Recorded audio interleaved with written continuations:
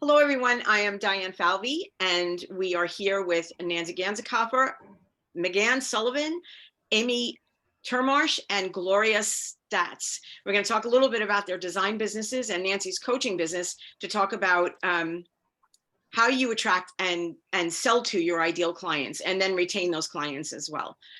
I'm going to give us a few minutes while everybody comes in.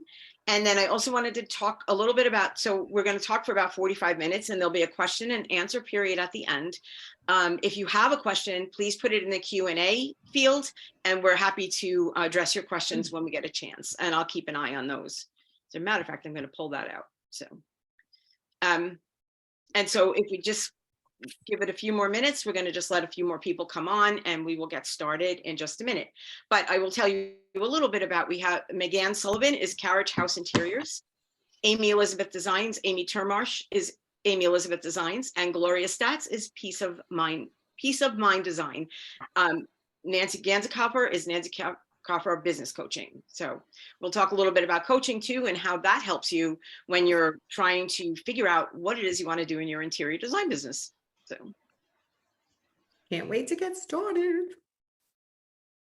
So we're just going to give everybody just a couple more minutes. And just for those of you who are here and if you're coming late, you can get, and we do have the ability to send, we do record this. I'm mingling it like crazy, but we do record this and you'll be able to watch a replay later if you've registered. So Diane, the chat is disabled. Is that the way you want it? Nope, I'm gonna fix it right now. Okay, awesome. If I can find it. It might be in the settings from when you set up this room. So I'm not sure how you change that. If you, there's a little arrow next to your chat bubble. I'm wondering if that, because you're the host, whether you'd be able to change that. I'm gonna try right now. Please bear with me. So this is our corporate Zoom account and it gets shared, which can be challenging. Okay, we should be good. We should be good now. Leslie, can you check for me? Let's see. She said, nope, not working. It's working for me. It still says disabled. So it might be working for you and not anyone else. Gloria is able to get into it. Gloria, you're in? Yeah. I think I'm in too. Okay, it's working. Okay. Thank All you. right. Well, we worked that out. So, okay. So hello, everybody. I guess we should get started so that we don't take up too much of everybody's time. Again, we're here with McGann Sullivan, Gloria Stats, Amy Termarsh, and Nancy Ganzekaufer to talk about attracting and selling to your ideal clients.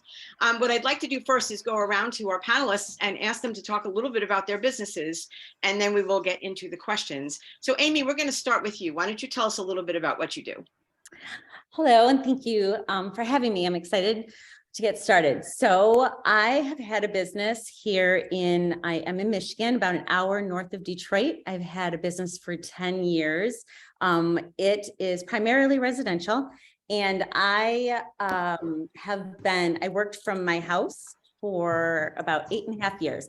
And so I just moved into my showroom here about 1.5 years ago. And loving it. It's awesome to have a separation a little bit from home in here. Again, primarily residential. At any given point, we have about 15 different projects going, and I have a full-time interior designer on staff and then a design assistant. So loving it, and yeah, just excited to kind of share what I've learned from Nancy because it's helped. That's why I'm here. So. Okay, good. Gloria, how about for you?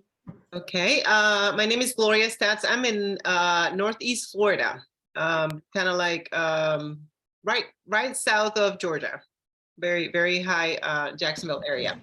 And I met Nancy probably about 3 years ago, I think. Yeah, I think so. Yeah. And I've been in business for just over 6 years. So when I met Nancy, I was basically a hobbyist, now that looking back. And I'm so grateful that I started coaching with her. It did help me identify my ideal client. Right now, I'm servicing mostly homeowners with the boom of people moving to Florida. That was very helpful. And so I've been helping a lot of clients making their new homes their own. And I also work with short-term rentals. That is kind of like my passion, because my passion is traveling. So so I do both. And the size of my business, you heard I was a hobbyist when I met Nancy. Now I have an assistant, and I have just hired a virtual assistant. So yeah. And that short-term rental business is getting a lot of play these days. I started writing about that a couple of years ago, and all of a sudden it's really jumped onto the radar for people, which is a great thing. Yes. And Amy, we talked to McGann. What about for you? Tell us a little bit. Hello. Thanks very much for having me. This is super fun. I haven't seen Nancy live on Zoom for quite a while. Yeah, and, I miss everybody. I know. I do too. I do too. So it's great to see everybody. I'm McGann Sullivan. I own Carriage House Interiors, and currently I'm physically located in Charleston. That's where I live. But I used to live in Oregon, so I made a big move last year, but I still operate on both coasts. So I'm just getting established on the East Coast, but I do luxury residential design, and I've been in business for now, gosh, technically 5 years, but I've been live for four and really going hard at it for 3. I started my business really hard, going full bore in February of 2020. Wow. So I contacted Nancy real quick, right about then. That was some interesting timing that you chose to have to start your business. Yeah, kind of typical for my that's my typical MO. Bad timing. You and a lot of other people. That was a boom for me as well, because to our audience, all of these designers are clients of Nancy's. So Nancy, let's jump to you and talk a little bit about what you do. So hello, everyone. Some of you may know me. I'm Nancy Ganzekaufer. I'm a business coach and body language trainer. And these ladies were past clients of mine in my Profit Insiders for Interior Designers group coaching program. I think that's where you all started, right? Mhm. Like you all started there, because some people start on my membership site only and then go into Profit Insiders, or, they come in many different directions. So I've been coaching about 8 years. And prior to that, I was 17 years as an art framing and accessory consultant working with interior designers and their clients. So I got a real good look at how interior designers run their businesses, what they struggle with in the homes when they're there. I know it all because I watch them interact with the clients. And then I started having seminars to teach them how to sell better, how to market better, how to do their accounting better as an art consultant, to bring them into my showroom. That's how I marketed my services, by teaching business skills, Instagram, Facebook. I taught everything. And then one day I was like, why aren't I just coaching and not carrying 500 pieces of artwork around, framing and accessories in and out of my showroom and into people's houses all over the New York tri-state area? So I hung my shingle as a coach and started coaching. And a couple of years in, I realized small groups were really what that these ladies and creatives need, interior designers need, to kind of bounce things off of each other, to feel part of something. Being solopreneur is so difficult. So I do one-on-one coaching, but the group coaching is definitely coming up to be one of my favorites and the most successful program I've probably put in place today. I love that group coaching, because you do get an opportunity. I think for designers particularly, or any small business, you're not really competing with each other because you're in so many different places. So being able to talk to each other and learn what works for one that might work for another, or what doesn't work that might not work, to steer clear of, is such a great opportunity. So you get to know each other, and you get to have lifelong friends that you can chat with when you have a question, right? So it's so that's a very, very solid business model as far as I'm concerned. And at Furniture, Lighting and Decor, it's one of the things that we focus on too, is connecting small businesses so that they can really learn from each other too. So and through our magazine, it's really a fun thing to do. It's my favorite part of my job. Yeah, you want to rise up together. Everyone's so afraid to share information and give their secrets away. Even as an art consultant, I used to tell designers, share me. No, I don't want to, because then you won't be available when I need you. Like, no, I won't be here at all if you don't share me, right? So share your resources, share with each other. And in our groups, we really start with, how much do each of you charge an hour? Like, we share to make sure that everyone understands that they're not alone. We're all struggling in different areas, and that each of you have separate skills that can help each other. So that's really the focus. That's great. So my first question for you guys, because we are going to be talking about attracting and selling to your ideal clients, and then retaining those clients as well. And this is something like in my role, I'm on Facebook groups all over the place. Nancy, I'm in yours. I'm in a lot of Facebook groups. And this is one of the things that I see often, and it's why this is such a great topic. You have people like, how do I deal with this nightmare client?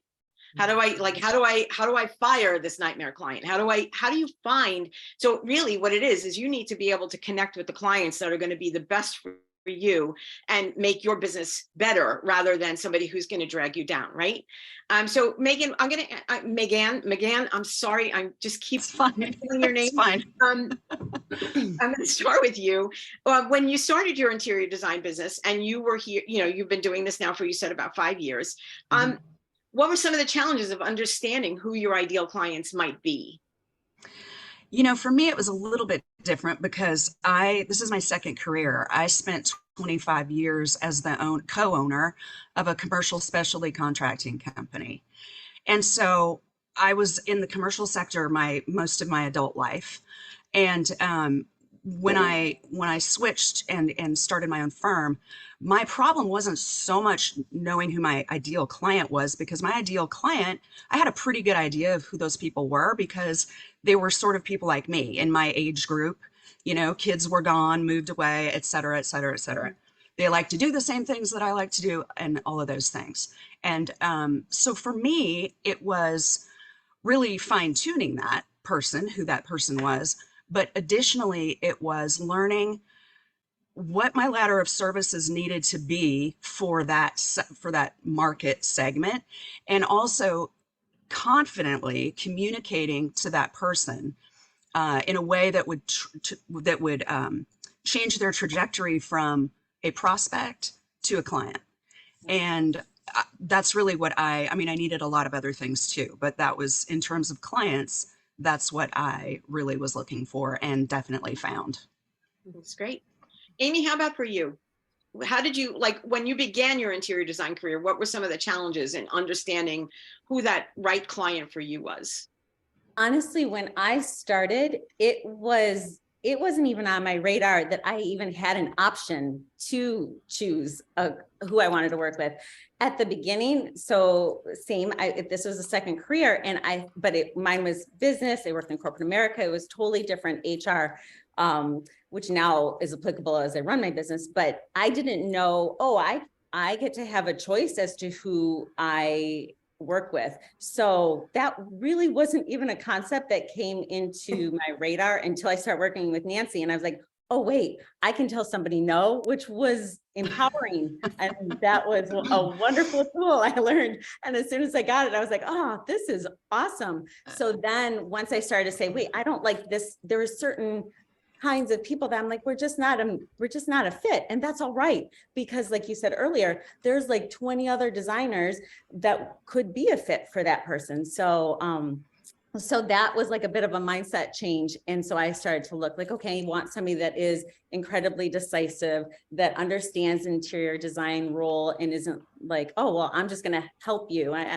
We don't need help. I know that's why you're coming to me. So the challenge is the fact that I didn't even know I could choose that until I got that. And I'm like, yeah, that changed everything. Okay. I just want to jump in for a second here, Diane, because I think that is one of the biggest things for a lot of the people, a lot of the designers, is understanding they have a choice of the way they run their business.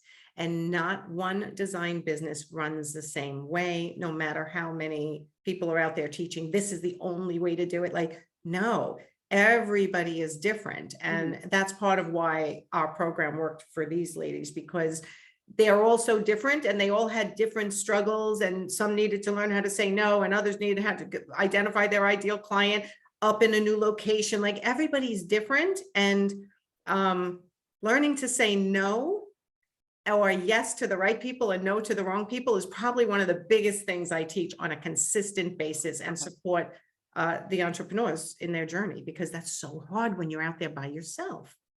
It is. And you answered a question I was going to ask you in just a couple of minutes. Gloria, I'm going to get back to this one with you, though. You said you started as a hobbyist. So as you were coming into this business, I'm assuming as a hobbyist, it's a very different landscape than it is when you're professional and you're doing this for a living. So talk a little bit about how you got started and how your clients have changed, where you were when you started and how they've changed since you worked with Nancy. So. Yes, tremendously. So when I started just assisting assisting people. My background is psychology counseling. I was out of school, for those of you who just decide to, I had been to school, I graduated, I do have a master's in psychology, but I dedicated, a certain period of my life to raise my children. So when I decided to go back to work, I loved interior design. So a lot of the things I was doing was helping people do a bookshelf or a gallery wall or, things like that. And then I got, with some friends, I got roped into training as a stager, and I loved that. But I found myself liking the occupied staging more because I could work with people, and I like working with people.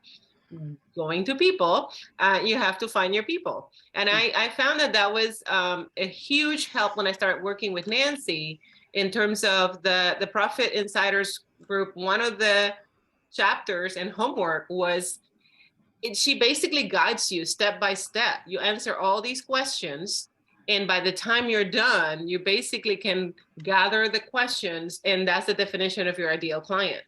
And I feel like without that definition, you can't move forward with marketing. You can't move forward with your processes and systems and everything else, because that basically dictates everything else you're going to do moving forward. So I thought that was brilliant that she made us do that first. And then, in our case, it was towards the beginning, and then that guided everything else we did moving forward. And that still helps me to this day. Oh, that's great. And so talk a little bit about, so what's the difference between who you thought your ideal client was in the beginning and who your ideal client is now? Well, back then, like Amy said, I didn't know I had a choice. And if I got a call, it didn't matter where I was or what I was doing. I would pick up that call and I would, trip over myself to help whoever it was and accommodate and do, what is it that you need? Sure, I can do that. As opposed to, this is what I do.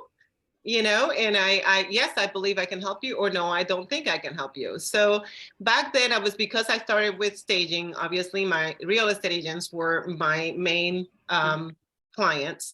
And then as they started to move into interior design, my ideal client has really changed.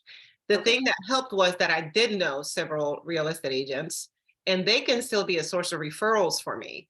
So, but it has changed tremendously. And now that I'm really focusing on short-term rentals, that is a completely different group.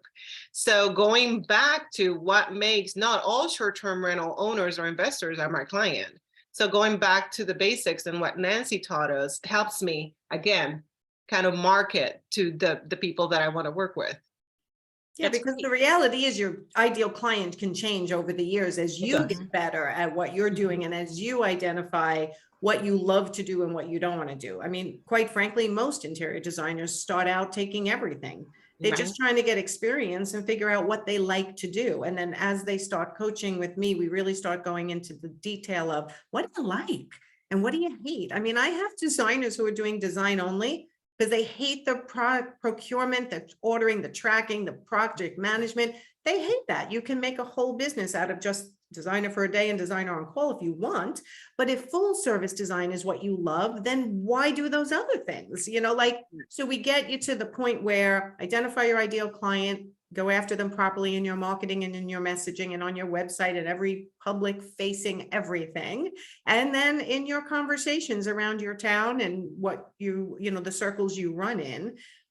So that is the first step, but years later, it might change, and that's okay.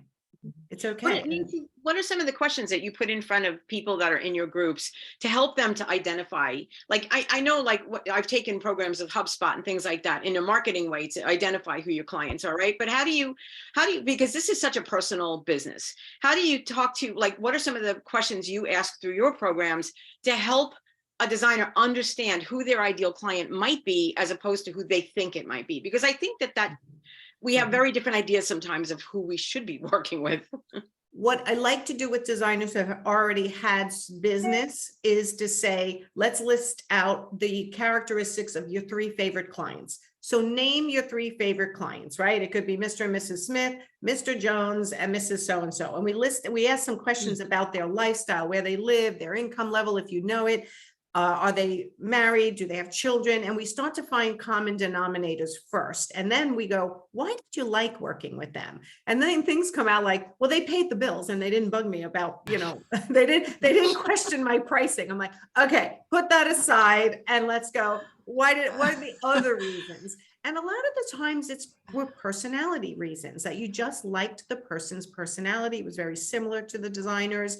They meld well together. They could eventually see that person being their friend, right? That becomes the basis for your ideal client. And then we continue to tweak it as you think, I said yes to that one. I think they're my ideal client. And then personality trait comes out, something maybe you could have detected. And we start talking about then, well, I thought they were my ideal client, but there was actually a red flag that I ignored, right? And then we start talking about, let's not ignore red flags. Let's put things in place that make it more clear that they are your ideal client. But the bottom line is, you can be coaching with me forever and still say yes sometimes to someone who you didn't detect wasn't your ideal client, right? It happens to everyone. And that's where we're there to help along when difficult situations occur, which is what you mentioned in the beginning. Like, sometimes clients just aren't happy, and we're there on the business helpline for My Profit Insiders to coach them through what to say and how to get out of it and how to stay calm during some client's drama that is not your own. So we do a lot of that type of support when, you know, you're in my programs. McGann, you had mentioned that you pretty much, because of the business you were in before, you pretty much had a pretty good idea of who you were looking to serve when you became an interior designer, right? But have you seen anything change between the beginning of your business and now as to the client that you gravitate toward? Yeah, definitely. I think the whole process overall has become much more sophisticated than it originally, was. I was casting, even though I had a pretty good sense of who that ideal client was, I was casting a gigantic net to find those people. And so I was in business lead groups, and then other people are bringing you people. Well, they don't know who my people are. Even I could explain them all day long. So over time, it's become a much more concise process for me. And yeah, the client has changed over time. Thankfully, I haven't had to fire more than one. That was in my very first year with Nancy, actually. No connection. But it was one of those moments where it was like, I don't, life is too short. I just don't, I'm doing fine without this situation, and I'm going to go ahead and leave it that way.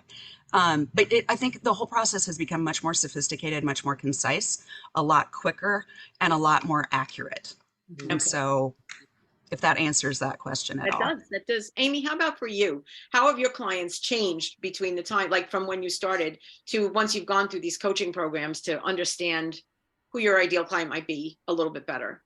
I think it's the same kind of answer. It has changed because I now, I understand the type of people that I work best with. I realize personality to me was, I've talked about with my team sometimes, can we give potential clients personality tests before, just so I can kind of weigh in? I don't know that I can do that. You can actually. Can I? Yeah, because I feel like that's really, that's huge, because you realize consistently when you, and Nancy has this kind of like look back, I think you have to look back in order to look forward, and in kind of really looking through, seeing, okay, well, this person I meshed well, and this project went really well. Well, why? And kind of dissect it.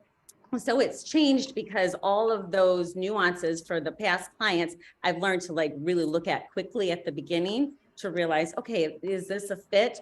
I can recognize it a lot faster. So because of that, I have like the client base that I have right now, they're fun. I love working with them. It's nothing about this is easy, but it's easier because the clients I'm working with, I enjoy, and I know that these are the people I really want to work with because I handpick them. So it's changed like that because it's mine, and the people I work with are a lot of fun now. Oh, good, good. Gloria, I'm going to change it up a little bit, but I want to know how your clients have changed. But I also would, because of what McGann and Amy said, what has changed for you as in how you deal with those clients? How about work with them? Yes, well, absolutely. I think I have mentioned this to Nancy in the past, and she wrote the book about confidence. And I feel like that is, if I had to summarize in one word what I got from Nancy, there's the book. It's confidence. It's just knowing who I want to serve. Not only that, but how I want to serve them, and what my personal goals are too, because she keeps that very, very much on the table. It's not just a business to make money or serve your clients. It's a holistic approach. You need to be happy, and you need to be looking at what your goals are. Do you like to travel? Do you need to plan that into your schedule? So anyway, I can ramble, so you might need to rein me in again. So the question was how I serve them. And I think it's a lot easier. First of all, like Amy said, it's a lot easier, more fun to serve your clients when you enjoy working with them. So that in itself. And also I feel like I'm a perfectionist. So I feel like I keep fine tuning my processes because I love these clients and I want them to have the best experience ever. Okay. So that has changed. In the past, it was kind of like I was rolling with the punches. Now I'm very, it is a purpose. I'm very purposeful in terms of making sure that what I'm offering is the best experience. Nancy, what do you recommend for designers who are starting out or designers who are struggling with finding their ideal clients as to how they can go about finding those clients? So, you may know who you want to serve, but then how do you reach them? How do you market? Oh my God, that's such a big question, Diane, because That's a there's big so many ways. I like to Top teach three. the free ways to reach your ideal clients to my clients in the beginning, rather than, you know what, you're already paying me to help guide you. Don't be paying more money for marketing right now until we figure out some of these foundational things for your business, like who is your ideal client? Where do they hang out? How do we figure that out? And there's a lot of work that goes into it, but once you hit it, it's like a windfall. It's just clarity just hits you, right? So it's a mix, and it depends on where you're located in the world. And I coach people all over the world. Sometimes it's Instagram. If your clientele is, let's say, under 40 for the most part, they're definitely on Instagram. If they're over in that 45 and up, they're definitely also on Facebook and maybe on Instagram, but you can get much bigger hit on Facebook, let's say. Then it's getting into the neighborhood, and I've said this in groups before. I don't remember if these ladies were in any of the groups I've said it, but if your business is not going well, look at your life. And that's harsh, but it's the truth, because if you're nervous, insecure, something's going on else, in who has the guts then to walk into a networking event that I'm telling you to try to attend because your ideal client will be there if you're not confident, which goes back to, what really everyone's alluding to, the confidence to stretch you into different places. So the easy answer is where you're scared the most to go is probably where your ideal client is.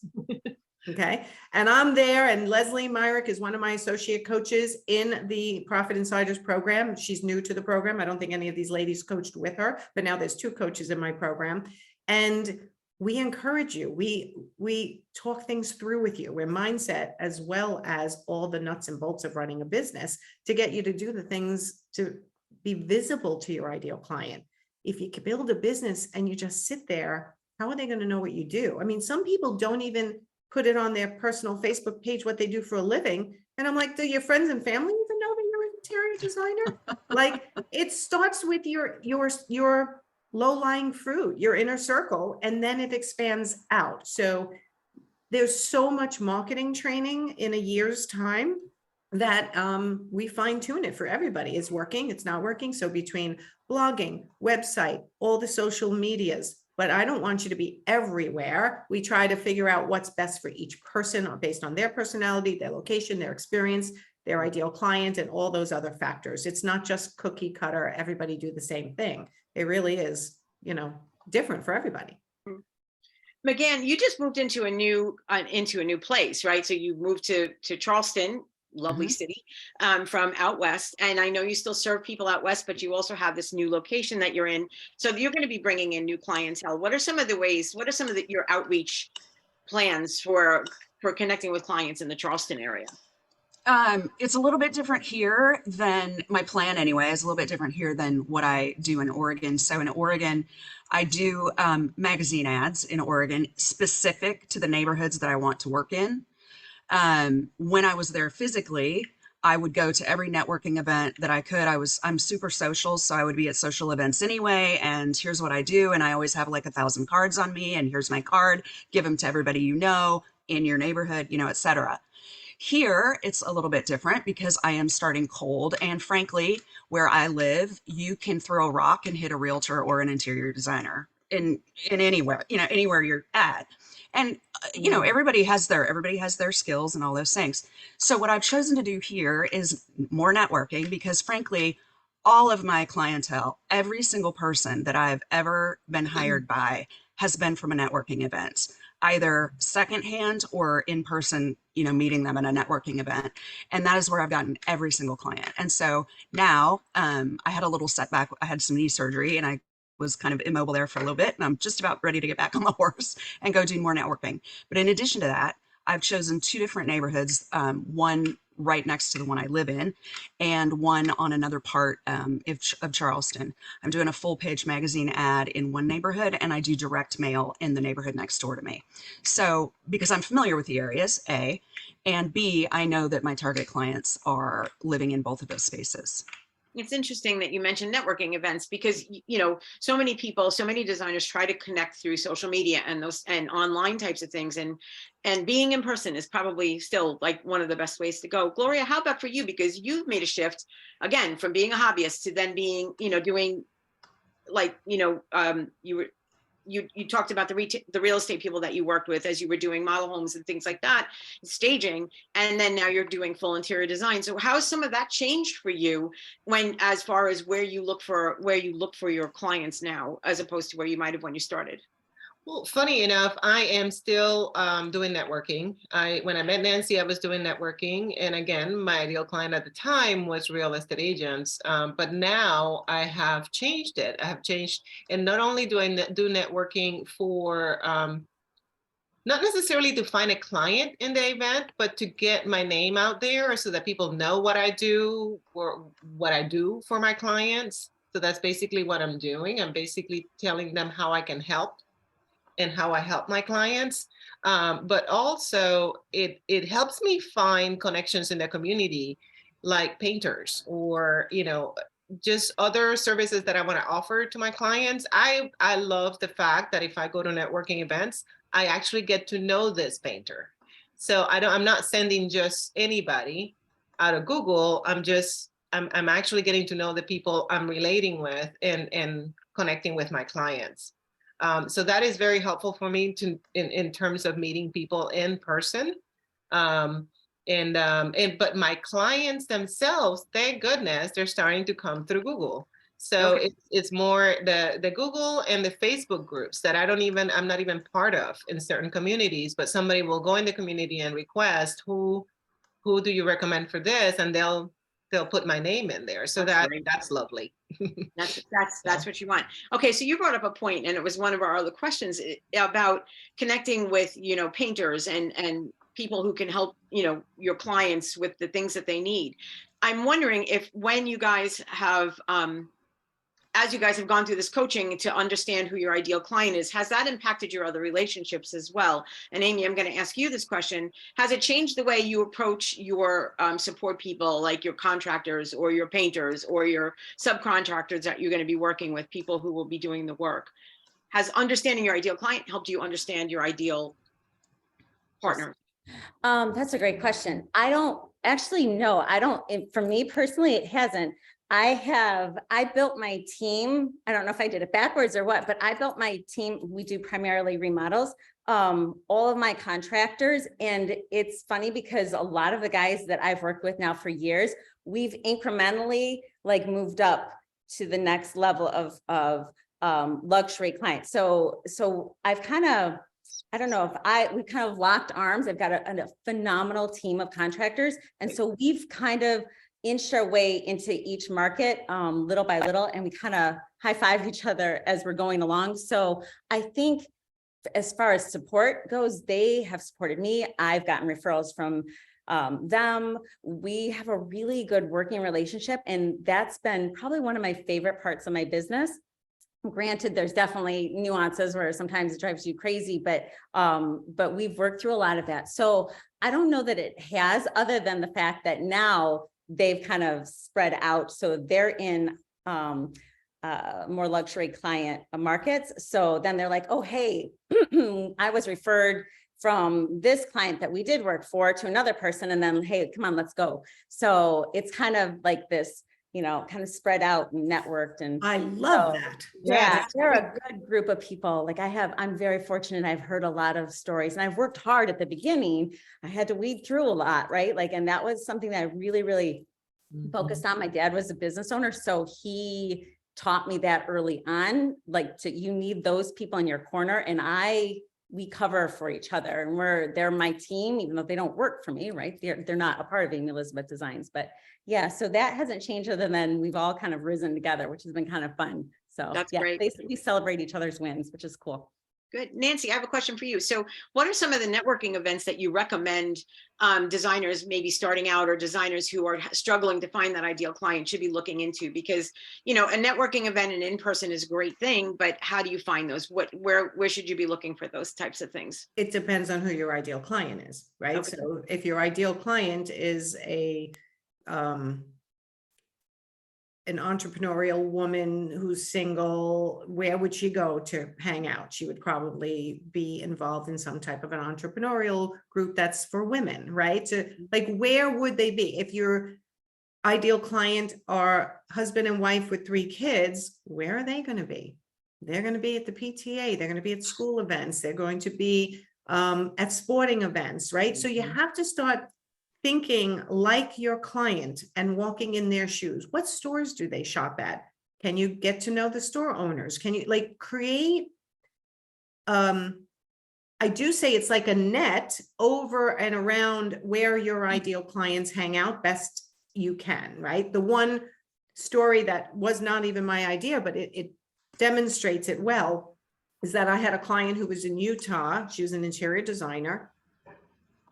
And her ideal clients were very high-end luxury. She flew into New York to go to the New York Art Show with one of her clients. On the way home, separated from her client, they stayed on to stay in New York for a while. She just decided to treat herself and fly first class. She doesn't really have the money to fly first class, but she was like aggravated, tired, but she's like, I'm just doing it. She ended up talking to some man on the plane the whole time, and it ends up him and his wife hired her to do their whole chalet, right? So trying, and this is a hard question, Diane, because some designers are very introverted. Right. So, right. So for me to say, just go walk into a networking event, you know, they can't do that. So that's where a lot of the body language training comes in, the sales training, the marketing, just communication training comes into play to help them even have the guts to walk in anywhere. Like, what do you do? So it depends on who the answer is. It depends on who the ideal client is. And that changes my recommendation. Some areas BNIs work for designers. Other areas you'll see in my group, the Interior Design Business Forum. Oh my God, don't do BNI. BNI doesn't work. BNI doesn't work. But right, Gloria?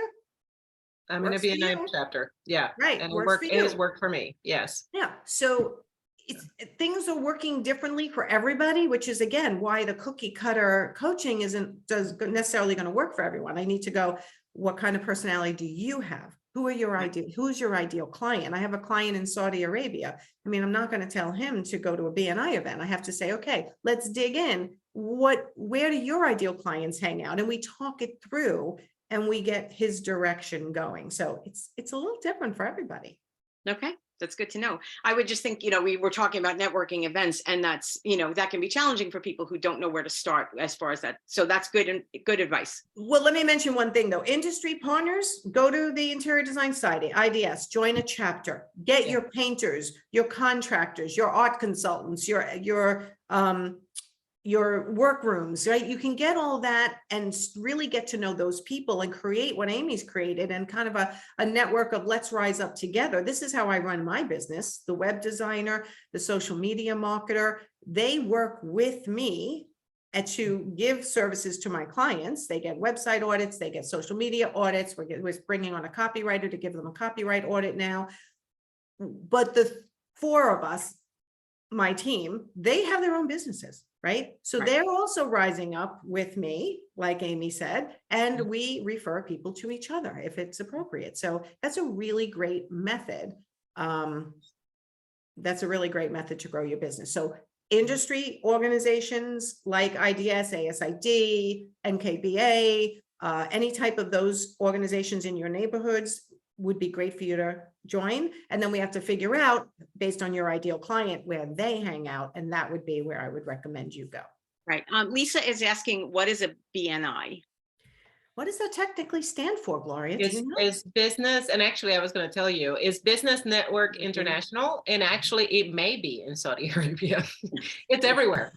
Yeah, that's Got the everywhere. founder. Yeah, the founder of BNI, he has a podcast that I listen to. It's actually has great tips on networking and communication, and even body language and everything. He talks about everything, but That's cool. many times he broadcasts from different countries because he is wherever he is. I got to check that out. I didn't even know that. I didn't even know that. Yeah. But there are so many women's entrepreneurial groups. There are moms groups. There's really groups for everyone, because socializing is such an important part of being healthy and having a balanced life.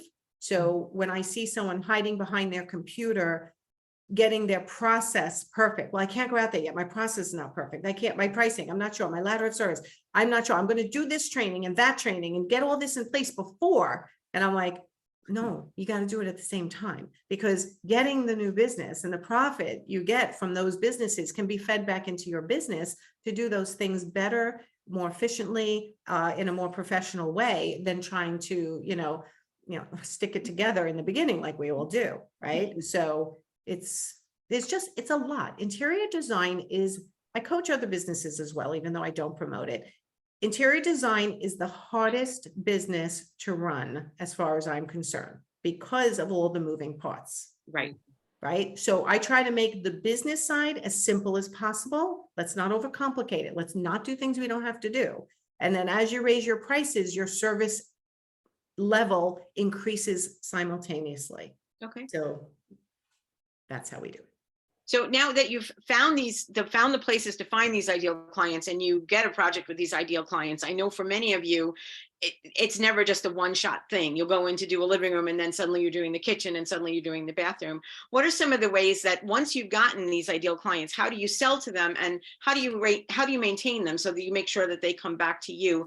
And McGann, I'm going to start with you on this one. For me, it's really funny. You describe about 75% of my projects, probably most of us. For me, it really is all about, I never overpromise and underdeliver. That's my number one rule, period, end of story. If I can't do it, or if I think I can't, or it can't be, I'd rather underpromise and overdeliver. Servicing those clients and absolutely coming through with what you promise you're going to do. Even in these times when things are slowly but getting better, but I've had a project before where I went through 3 GCs. We went through the process 3 times, but they jumped ship because they found something bigger and better. Well, the economy will crash one day, and those people I won't be calling, right? But I think it's really how you service them and how you really do collaborate. Whether most of my clients are hands-off, they don't want to be hands-on, and that's what I love about them.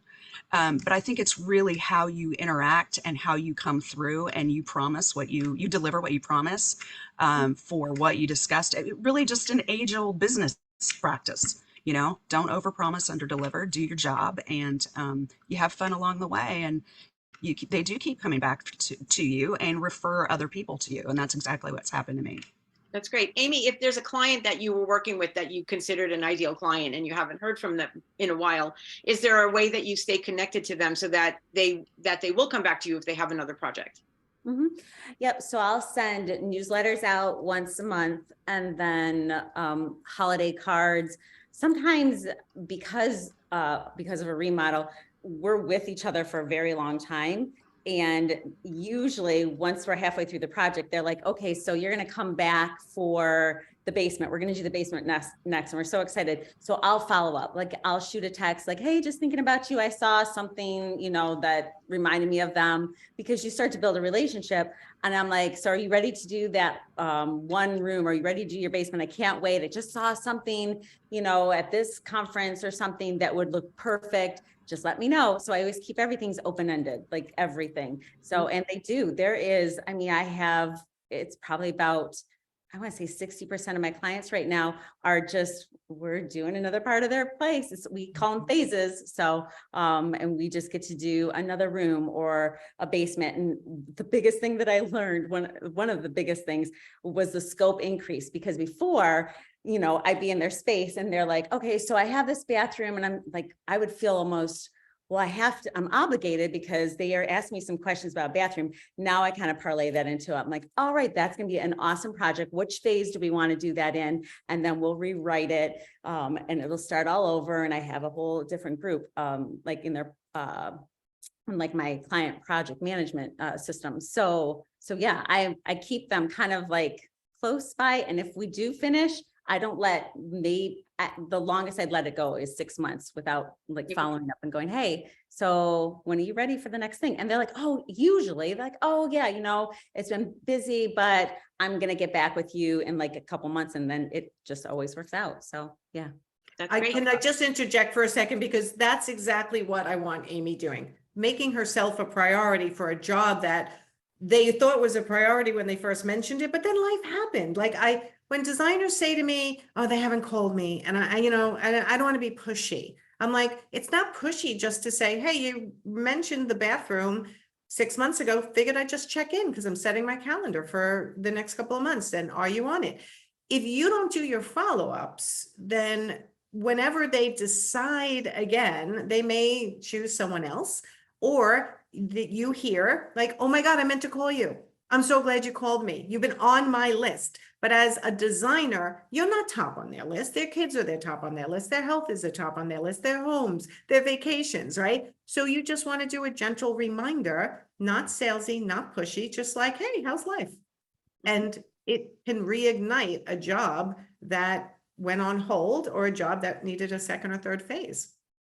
Very good. So Amy's really good at that. Thank you. And I feel like worst case scenario is they'll either not answer or say, no, not right now. They're not going to come get me. There's not going to be anything that's going to do to me, you know, Right. So and kind of put that in your head, right? Like, all right. Right. Well. The stories we tell ourselves. I say that all the time on my business helpline. It's like, stop telling yourself that story. Here's my other one that I don't know if I've used for you ladies, but hold on. Let me overthink this. Okay. Like, you're overthinking it. Just pick up the phone and call, you know, like, let's make it simple. Let's not complicate it. Make it easy. Right. It's not gonna, like you said, Amy, the worst they can say is not right now. So it's not gonna do any damage to do that. Gloria, how about for you? How do you stay connected to your clients? And has anything changed since you started coaching with Nancy? Oh yes, everything. No, I remember when Nancy had us write, I think it was a blog, and I didn't have a clue. And I think I wrote it like a newsletter. And then since then, I figured out the difference. So now my clients get a newsletter at least once a month. And I do write a blog at least once a month. You know, there's always the opportunity to grow. That's taking me, not just writing the blog, but putting it out there is taking me quite a bit. And that's why I'm getting somebody to help me virtually, because that's not the fun part for me. I don't mind writing it. I just making sure it goes out on Instagram and Facebook and LinkedIn and Google and this and that and the other. So that is a way to keep yourself top of mind, I think. And the other, I mean, little things. I do have a big consultation-based business. So many of my clients, I just go and do a consultation and help them for a designer day where we select tile and flooring and this and that and the other, and they're done. They move on with their project.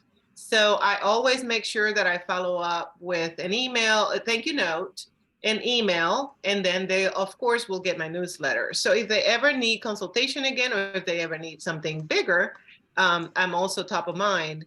And hopefully, like Nancy really trains us on the consultation and making sure that it's a valuable time for your client. So I give them so much value in that consultation that they can move on their own if that's their personality. But if their personality or budget eventually changes and they don't want to take care of anything, they already know that I know, and that I can help them. So, really quick question: when you're blogging, so Nancy, how'd you start blogging? And you said that it was a little challenging for you. What are the types of things that you blog about? Because, like, what are you looking like? How do you use your blog to attract your ideal client? Because that's I think that's great. was that to me? Yes, Gloria. Yes. Okay. So actually, this year I've been a lot more intentional. And what I did was I'm planned for 4 months that I'm going to target a specific topic per month. So my social media, my blog, my newsletters, they all address the same topic. And hopefully the repetition, people will see it, as opposed to just maybe missing one post or the other, or not reading a newsletter or the other. So I have basically determined the services I love offering the most, and that also allow me to stay in business. So those are the services that I've actually kind of concentrated, and I'm trying to separate them monthly so that I have a plan, because otherwise I would just sit and go, what am I going to write about?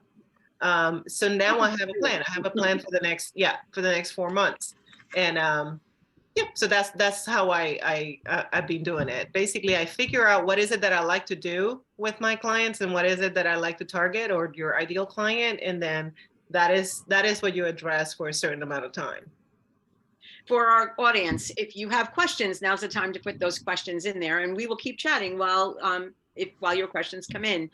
So McGann, tell me a little bit about how going through this coaching process has helped, how it shifted your business a little bit. It shifted my business a lot of it, actually. And because, initially it's really kind of a funny story. And I am pretty certain I'm not the only one that has this kind of same story, same framework. When I first approached Nancy, it was to really kind of dial in on extrapolating what I had learned in all those years in the commercial market into a residential market, because you can't say, you can't give a homeowner a contract that has like 8 exhibits and 3 appendixes and it's like, 400 pages long. That freaks them out. They're never going to work with you. And also what the profit versus margin, what that should look like in the area of design, because I knew commercial was a lot lower. And so those were sort of the things that I was trying to kind of seek out, and also my ideal client, ladder services, etc. What ended up happening is that, yes, I did receive all of that information that I needed to know to go forward and to grow my business. But the biggest surprise to me was that I gained so much confidence that I didn't realize I didn't have. And I didn't have it. You would never have known it, honestly, because I'm a pretty good actress. But internally, I had no confidence, really very little. I would say on the scale of 1 to 100, 5%, really, really low. So when I got all of the things that I needed to have, that was like the icing on the cake that I feel was like the gift with purchase, right? Because that was not something that I even realized that I needed. And it was just as important, if not more important, than the actual business aspects that I learned from her. Amy, how about for you? When you started coaching with Nancy, how did that change your business, or how did that change how you approached your business? I agree, changed a lot. It changed, I think I didn't know what I didn't know. There was some really big key points where I was like, I never even thought of that, particularly where I'm at. There our designers probably about 45 minutes away from here, but there aren't a lot here. So I didn't have a community. So to be able to start coaching with Nancy, I started to realize, okay, I need a community to kind of bounce ideas off of as far as other designers, but just the ability to, I agree with the confidence, because generally I'm confident, but with business, it was a different kind of just permission to say, okay, this isn't who I want to work with. This isn't how I'm going to work. To be able to say, it's all right to push back. And if somebody was pushing about something that was in a process that I had even prior to Nancy, I would be like, oh, okay, I guess maybe I'm wrong. And I didn't have the support system to say, you're not wrong, stand in your space. This is your business, run it the way you want. Being able to coach with Nancy gave me that ability to be like, well, wait a second, there are all these other designers that are dealing with the same thing as me. And I've met friends now here. And I'm like, okay, we can kind of go at this together. And now my processes are my processes. And I loved it. She used to say, like, my contract, this is what my contract says. You signed it at the beginning, and this is how I run it. And just to be able to stand in confidence of like, this is how I run my business from start to finish. It will look the same with every single client.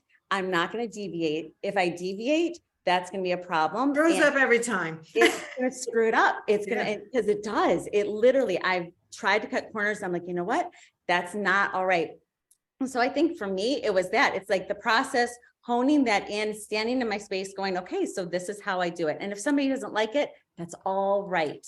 Taking that emotion out, like, okay, it's again, they don't hate me, maybe they don't like the process or maybe whatever, but it's my process. I'm doing this. I need to be profitable. That is the other thing. It's not just a side business. I'm doing this because I love it, but I'm also doing this to make money. So yeah, so that it changed a lot. That's an important point. And as we're wrapping up here, Nancy, I'm going to come to you and I'm going to ask you, what's one piece of advice that you would give to new designers that are just starting this journey, or designers who are struggling to find their footing in their business? One piece of advice? I have Well, so much. We can keep it about attracting and selling to clients now. No, you know what? It's hard to ignore the fear and do what you know you need to do to start your business right? So I had, we're taking applications now for Profit Insiders. The next group starts February 15th. And I had someone on my calendar today who literally is zero business, hasn't done anything for 2 years, didn't seem even ready to start again, right? So I'm going to be like, you know what? Let's not bring you into the program because I don't want you to pay all this money and be overwhelmed and not have the success I want you to have. However, what are you doing with your low-lying fruit? And that's where I say, that's where you start. I know people are like, I don't want to work with friends and family. Just decide what your friends and family discount is in advance. Don't let them manipulate you into changing it, and let everyone know who you went to school with, who is in your neighborhood. Let everybody know what you do. And how can you do that in the easiest way possible? Your personal Facebook page. Mm-hmm. It's the easiest thing to change. Just put it out there. Start friending people. That would be the very first simplest step. If you're very young, then do it on Instagram, because that's your ideal client, will be more likely be on Instagram or TikTok. If you are brand new and you have zero business, start with friends and family telling them what you do. Everybody knows people, right? So they may not be your ideal client, but they may be in a conversation tomorrow where someone's talking about renovating their kitchen. And they're gonna be like, wait, just yesterday, you know, my niece or my nephew is an interior designer. I just found out. Like, start your net small and then keep widening the circle by doing what we tell you to do, which is join things, live your life, and share. And if you're very shy or introverted, the first thing you really have to do is sort of work on that confidence, right? Gaining the confidence. It's really, these ladies are amazing. And I feel like everyone's going to see them and go, oh my God, well, they were probably came already perfectly, you know, and they were perfectly ready to grow their businesses and didn't know what they didn't know, but already came with, like I always say, no, are you a good designer? You know, are you a good designer? And they all said, yeah, I'm a good designer. Okay, then let's teach you the business side. Let's just go, right? And McGann and Amy and Gloria all come from a past background of being great in the corporate world in some respect, or owning their own businesses. They had the business background, but starting a new business, it's so hard when you don't have the confidence to know how it works. How do you make money? How do you source things properly? How do you charge properly? When do you raise your rates? When do you hire? Who do you hire? Can you do it virtually? Can you do it in person? There's just so many questions all the time. That's what we're there for, to answer the questions and help you navigate it until you get to the point where these ladies are, which is Nancy sitting on their shoulder at any given time in their psyche. And sometimes they'll say, what would Nancy have told me to do? I know you've all said that to me at times, right? All And, the time. you know, being with me a year and sometimes more than a year, because I have post-client groups that they can continue on for a little while longer till they gain their footing and get the confidence. And always keep learning, always keep learning. So new designers, learn what your weakest thing is in your opinion, and get on my calendar and I'll have that 20-minute chat with you after you apply for Profit Insiders. And I'll give you the one tip you need to kind of get you going. Sounds great. And so we have one question, then it's a pretty big question, so I'm not quite sure how we address this, but one of our attendees is asking about fees and what you guys charge. Do you charge? And I think this is the question: is do you charge per client or versus hourly? Do you have any thoughts on charging hourly versus per project? Well, that is per project still. If it's hourly, you mean like flat fee versus hourly versus Exactly. hybrid model? Exactly. Okay, you're asking me, or you want to ask the ladies how they do it? How about we ask the ladies how they do it? Just like really quickly, do you charge flat fee or do you charge hourly? How do you handle that? McGann? I charge flat fee. Okay. I didn't in the beginning, but now I do.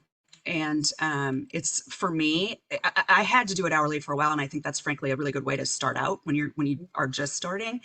But morphing into flat fee for me is much more profitable. Okay, Amy. So I always look back and how many hours it takes me to do a project. And so I base that room size. I'll measure the room as an overall. And I say, okay, so historically, that's how many hours it took me to do this, what they're needing. And so I'm giving a flat fee, but in my mind, I know that that's how many hours it's going to take me. And I put the caveat in my contract: if there are revisions past 2, then I begin to charge hourly, and then I give. That's for your design phase. What about your project? Exactly. Phase? Oh, for my project management, it's the same. So I do the same thing. So I know, like, okay, so this is if they need X, Y, and Z in that project. That's the benefit of having all these years of like, okay, so I did this is historically looking like that. And so I'm still quoting it like that. It's a flat fee. And if the revisions, if they are indecisive, then it's charged at an hourly. Okay, Gloria, how about for you? Very similar to what Amy just mentioned. I have a flat fees for my consultations. So there is a fee for the initial consultation, and then I will determine how many hours it will take me to assist them doing something else. And then I create a fee for that.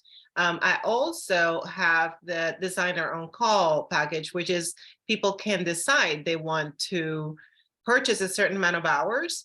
And I mean, that's totally optional. Some designers may not want to do this because it can be a little scattered. But I have a client who just calls me when she needs me. And then when she runs out of hours, she pays for another 20 hours. I don't mind putting that payment in the bank. And whenever she calls me, I'm here, and she doesn't live that far. So, you know, it worked for me to do that. So That's great. Nancy, any parting thoughts? Just to talk about a little bit about the fees. What I teach really is a flat design fee and a variable project management fee. And until you get to really know your hours and your numbers, till you can start presenting flat fees. So I have one-on-one clients presenting flat fees at this point and making a really nice profit margin, but they couldn't do it until they understood their own business, their own hours, how long things took them. So sometimes people come into my programs and they really don't know how long things take them. And they go, I'm not tracking my hours. You know, it's like, okay, don't track your hours. Then we're never going to know if you're really, what you're really making hourly. And usually I think 100% of the time I convince them to start at least tracking their hours so that we can check their profitability. Yes. Once we check their profitability over and over and over again, and I have a profitability analyzer that's actually free. If you go to my website, top left corner, interior design, it says interior designer, click there and it'll take you to all my free and paid stuff. I have a free profitability analyzer that at the end of the job, you can do that autopsy of the job and say, did I charge properly? Did I lose money? Did I gain money? How much did I actually make hourly, even though I didn't charge hourly, if you didn't, but I still want to track my hours so I can check, what am I coming out hourly? I had a designer come one time and say she charged $250 an hour. I'm like, okay, that's great. And then when we did a profitability analyzer, literally on 3 jobs, it was like $25 to $50 an hour because she was giving away so many hours because she was charging so much per hour. So what did we do with her? Let's bring you down to a rate that you're comfortable going back to the client and saying, I need 5 more hours. Because you're obviously not comfortable saying you need 5, 10 more hours at $250. So you're really losing money in the long run because you're working so hard to just please the client. And she was like, oh, good point. So there's so many nuances to this, Diane. Each individual person is just, you need to work with the person and their clientele and the types of services they want to provide and test the waters. And that's what we do. We hold hands while they're testing the waters. And when they land somewhere, we're like the best cheerleaders ever. Like, go, you've got this. That's great. I am just going to put, I know everybody can't, I know not everybody can post into chat, but I just posted Nancy's Nancy's courses and her VIP member vault that was from Leslie that she just put. So that is in chat if you can see that. No, nobody can see chat except for us. Oh, okay. But that's okay. You know what? Everyone can go to my website if they're interested, top left corner, interior designers, and that'll take you to everything. And that's just nancyganzekaufer.com. And we are done. My goodness, this hour went so quickly and I appreciate all of your insights. It was really wonderful chatting with you all. And for our audience, keep in mind that our panelists here have their Instagram handles if you want to follow them. Those are right there in the, was a great tip from Nancy in the beginning of our conversation here today. I didn't do mine, which was silly, but please follow them. And I'd like to really thank Nancy Ganzekaufer, McGann Sullivan, Amy Termarsh, and Gloria Stats for all of your time and all of your insights on how to get to your new designers and how coaching has helped you to really, really build your businesses. Ladies, thank you so much. This has been a wonderful conversation. I really appreciate it. There will also be a video of this. There'll be a replay. Part of it will be on our website. And if you have any questions, you can always reach out to me. I am dfalvey@sgcmail.com, and I can put you in touch with Nancy if you need to reach her. All right. Thank you for having us. Thank you so much. We really Thank appreciate you. it. Thanks, ladies. Thank you. Bye. Thank you. Bye. Have a great Bye-bye. day. Bye-bye.